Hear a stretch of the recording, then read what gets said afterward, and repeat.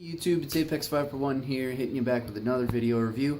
It's only been, a couple days since my last, I'd see my last review here. I think my last one was Friday, when I got the WWF, Winged Eagle belt.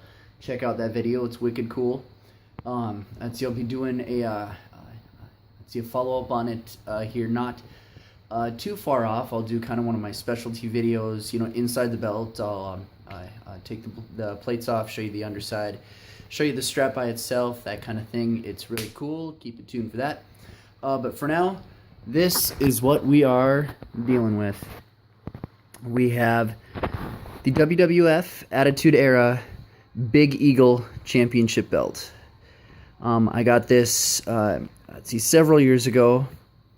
I paid a really good price for it because it's not in the absolute greatest of shape, but that's okay. It's WWF. It's very old school. It's very classic to me. This is the belt that I grew up with. Watching was this one. I started watching in about 99 to 2000, so that's when this belt was really big and prominent.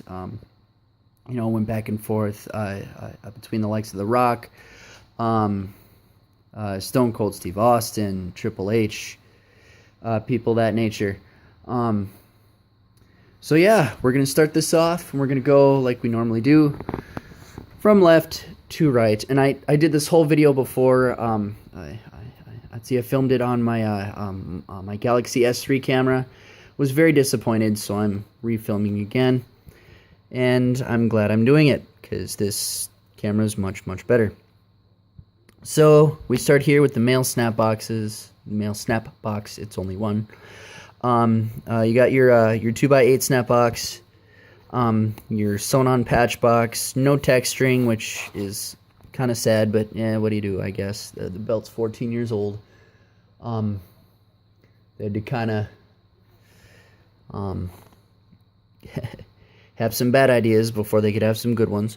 Which they did. They did come up with some good stuff, like with some putting on the texturing for the patch box, and then eventually going to like imitation tooling and things of that nature. But anyway, so it's a really old strap. It's very plasticky. You can hear it. It's not flexible at all. It's very stiff. You've got the WWF logo tooled in there. Each one has one of the registered trademark things. Then you've got the side plates over here. Come on. Thank you. Got the WWF Logo Shield. You can see that these plates are just beat. I've been buffing them out every now and again, and that makes them a little shinier, but there are obvious scratches and stuff like that. And the etching is not very deep, which is fine, whatever. It's okay. The stones are okay. I'm probably going to redo them. Like you can see some of them are floating up here. Move over to the inner side plate. You've got the lion with the McMahon family crowd. No, that one's on the other side. Got the lion with the WWF shield. Sorry, it's early in the morning. I'm probably going to take a little bit of paint stripper and take off those blatantly obvious registered trademark red paints. I still leave them on, of course. You can't take off the actual, well, you can, but you shouldn't. Now moving on, you've got the stones over there. You've got the globes, the smaller globes showing each of the hemispheres. And here is the main attraction. We have the main plate, got the WWF logo. I did black out that trademark just because I go for TV accuracy. We all know this. You've got the WWF World Wrestling Federation champion. So you don't have heavyweight anywhere on this one, which is just fine. That's awesome. Yeah, the texturing and design on this one is really good. You've got the wings. Each wing has its own little thing and its own little texture. This is, you know, of course, the replica plate, so it's not separated. Ooh, I just lost the screw. That's okay. I can put one. I can screw it back in. But on the sidebars here, on the real one, those sidebars come apart. As you can see, that's just one solid plate with black paint, which is fine. Whatever. That's okay. You got all the little kind of spikes and stuff down here. And I'd see it was when Stone Cold first held this belt for the first time, that these kind of spikes kind of really entered in the equation. See, I think the story goes that Stone Cold had just gotten this belt. He was doing a promo with Vince McMahon in the ring. He went to do a stunner to McMahon, and when he kicked him, you know, he was holding the belt on his shoulder. When he kicked McMahon, the belt jumped up, and these point, you know, spots jumped up, and he cut his chin way wide open, busted him way open, and that prompted him, Stone Cold, to get that belt made, the Smoking Skull belt.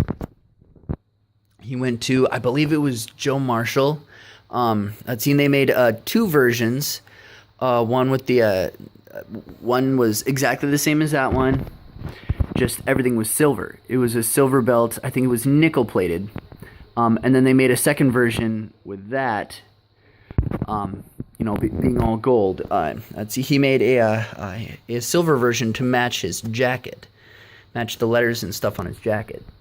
So there's your little piece of belt history for you. You got the little words on the side there. I think that one's Campio and Seculum over there. Now we move on to the other inner side plate. We've got the WWF logo at the top. Yes, you do. You've got the lion with the McMahon family crest. I've seen a lot of ways that can be painted. I've seen it done in different ways. I just leave it this way because that's the way I like it. I don't know. Oh, you can see my TV in the background there. I have some Royal Rumble action going on 2K16. I like to watch it sometimes. You got pretty good etching on the lion. It's okay. Then you got the other WWF Shield. That plate's beaten to shit, but I don't care. You got the prop plate. Blacked out that logo, or that registered trademark as well. Property of the World Wrestling Federation. And over here you've got your female 2x6 snap box as compared to the usual 2x5. I like it this way because it's very indicative of this version of the belt. I'd see there were other versions with 2x5, versions with the WWF logo in white. I like it this way with the gold. That just looks really cool. I've seen people, you know, mod it out with, you know, paint, whiteout, Tipex, whatever you want to call it. I like it in gold. That's just the way I like it. So now we're going to go to the back of the strap, which that's a little beat up too. You've got the back of the 2x6 females.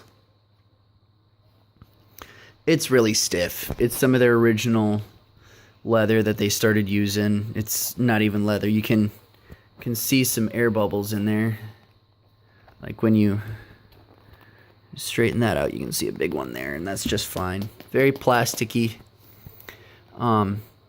So you've got your screws in the back. I'd see they're only different colors because I've had to replace a couple of them, whether through wear, through breaking, whatever have you, which is just fine. It's on the back. I don't mind.